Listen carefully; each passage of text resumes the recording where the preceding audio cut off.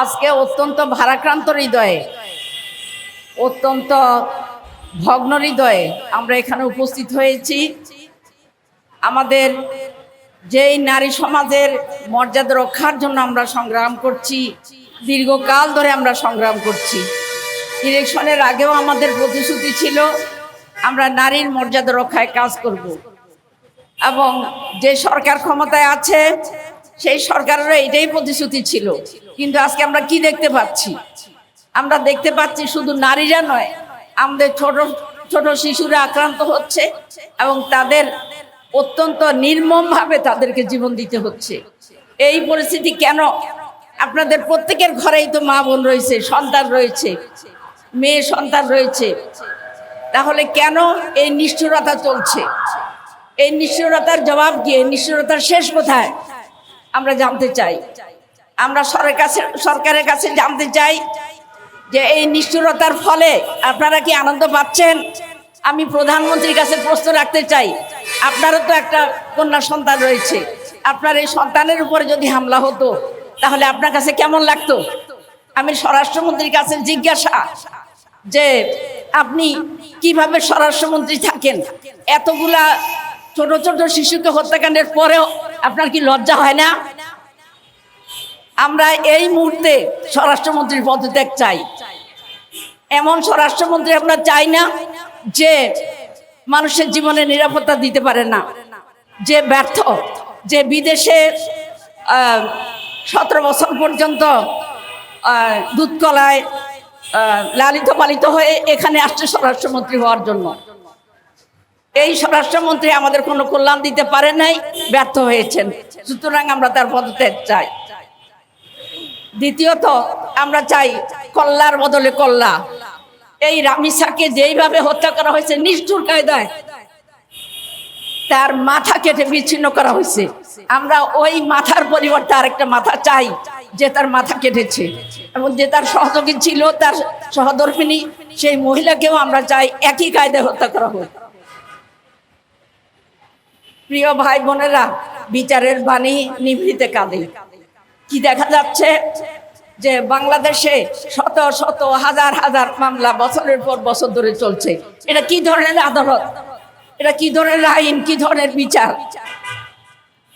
প্রত্যক্ষদর্শী রয়েছে, প্রত্যক্ষ সাক্ষী রয়েছে, এবং যে আসামি সে স্বীকারোক্তি দিয়েছে, তারপরেও সে আসামিকে করা হয় না, তার বিচার হয় না, এবং আরেকটা ডেট দেয়, সেই ডেট চলে গেলে আরেকটা ডেট দেয়। এটা কি ধরনের বিচার? আমরা এই ধরনের বিচার ব্যবস্থা চাই না।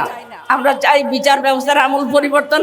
আমরা চাই এদেশের মানুষের প্রতি ইনসাফ করা হোক, প্রত্যেকটা হত্যাকাণ্ডের বিচার করা হোক, এবং হত্যাকাণ্ডের জন্য আলাদা ট্রাইব্যুনাল গঠন করে বিচার 1 সপ্তাহের মধ্যে প্রত্যেকটা হত্যাকাণ্ডের বিচার সম্পন্ন করতে হবে। কারণ মানুষের হৃদয় থেকে যখন হত্যার চিহ্নটা মুছে যায়, যখন হত্যাকাণ্ডের রক্ত যখন শুকিয়ে যায়, তখন মানুষের হৃদয় থেকে কিন্তু এই চিহ্নটা মুছে যেতে থাকে। তাহলে কি হয়? তাহলে বিচারটা দীর্ঘায়িত হয়ে যায়, এবং সেই বিচারের কোনো মানে হয় না। যদি 7 বছর আগে বা 10 বছর আগের একটা হত্যাকাণ্ডের বিচার এখনো হয়, তাহলে এই 7 বছরে কতগুলো হত্যাকাণ্ড হচ্ছে আপনারা ভাবতে পারেন? তাহলে ওইগুলার দায়িত্ব কে নিবে? অবশ্যই বিচার বিভাগটার দায়িত্ব নিতে হবে, সরকারের দায়িত্ব নিতে হবে। আমরা অতীতে স্বৈরাচার দেখেছি, সেই স্বৈরাচার যে নিজের লোকদেরকে দিয়ে ইচ্ছা মতো হত্যাকাণ্ড চালিয়েছে, প্রশাসনকে ব্যবহার করেছে, সেনাবাহিনীকে ব্যবহার করেছে, র্যাবকে ব্যবহার করেছে। কিন্তু স্বৈরাচার পালিয়েছে, কিন্তু স্বৈরাচারের দোষরা এখনো রয়ে গেছে, তাদের কোনো বিচার হয়নি।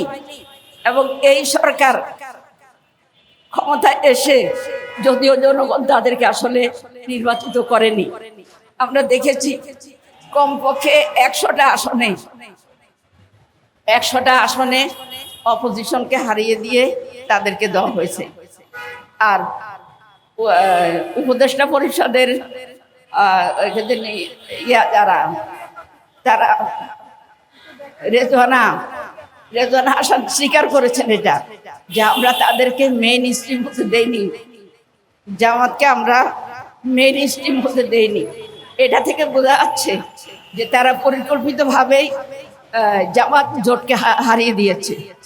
তো এই হারিয়ে দিয়ে যাদেরকে আনা হয়েছে তাদেরকে পরিকল্পিতভাবেই দেশ বিরোধী কর্মকাণ্ড, এবং যাতে করে 24-এর হত্যাকাণ্ডের বিচার না হয়, তার আগে শাপলা চত্বর, তার আগে পিডিআর হত্যাকাণ্ড, এগুলার বিচার যেন না হয় সেই ব্যবস্থাই বিএনপি সরকার করেছে। সবার আগে তারা কি করেছে, গণভোটের রায় তারা প্রত্যাখ্যান করেছে। পৃথিবীর ইতিহাসে এমন কোনো উদাহরণ নেই যে গণভোট হয়েছে আর গণভোটের রায় প্রত্যাখ্যান হয়েছে। কিন্তু এই বিএনপি সরকার সর্বপ্রথম জনগণের সাথে ওয়াদা ভঙ্গ করেছে। প্রিয় ভাই এবং বোনেরা, ওয়াদা যে ভঙ্গ করে সে দুনিয়াতেও লাঞ্ছিত হয়, আখিরাতেও সে লাঞ্ছিত হবে। কারণ আল্লাহ তাআলা বারবার বলেছেন কোরআনে যে তোমরা অবশ্যই তোমাদের ওয়াদা রক্ষা করবে এবং তোমরা আমানত রক্ষা করবে। জনগণের উপরে জনগণের যে পবিত্র দায়িত্ব তাদের উপর রয়েছে, এটা তা আমানত। জনগণের জান রক্ষা করা তাদের এই আমানতদারিতা, কিন্তু সে আমানতে তারা ব্যর্থ হয়েছে আর তারা তাদের ওয়াদা রক্ষা ব্যর্থ হয়েছে। সুতরাং জনগণ আরেকবার সুযোগ পেলে অবশ্যই তাদেরকে আস্থা করে নিক্ষেপ করবে। প্রিয় ভাই এবং বোনেরা, আমরা চাই সম্মান, মর্যাদা, আমরা চাই অধিকার, আমরা চাই মানবিকতা, আমরা চাই সহাবস্থান। আমরা চাই না এই জাতির মধ্যে বিভেদ বিশৃঙ্খলা সৃষ্টি হোক। কিন্তু 2-4 জন দুষ্কৃতিকারী এদের কাছে তো জাতি জিম্মি হতে পারে না। কাজেই জাতির বিবেকবান মানুষগুলো সোচ্চার হন। আপনারা যারা সাংবাদিক, আপনারা কিন্তু জাতির বিবেক, আপনারা নিজেদের বিবেককে বিক্রি করে দিবেন না।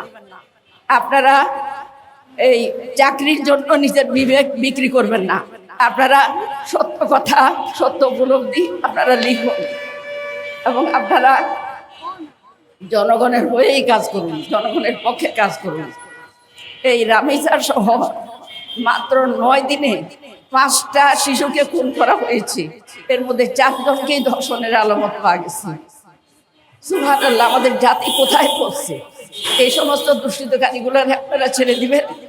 অবশ্যই ছেড়ে যায় না। হ্যাঁ, আমরা চাই না মব সৃষ্টি হোক, আমরা চাই যে সুষ্ঠু বিচার, কিন্তু সেই বিচার দীর্ঘায়িত হবে না এবং তাৎক্ষণিক মোবাইল কোর্টের মাধ্যমে বিচার সম্পন্ন হোক।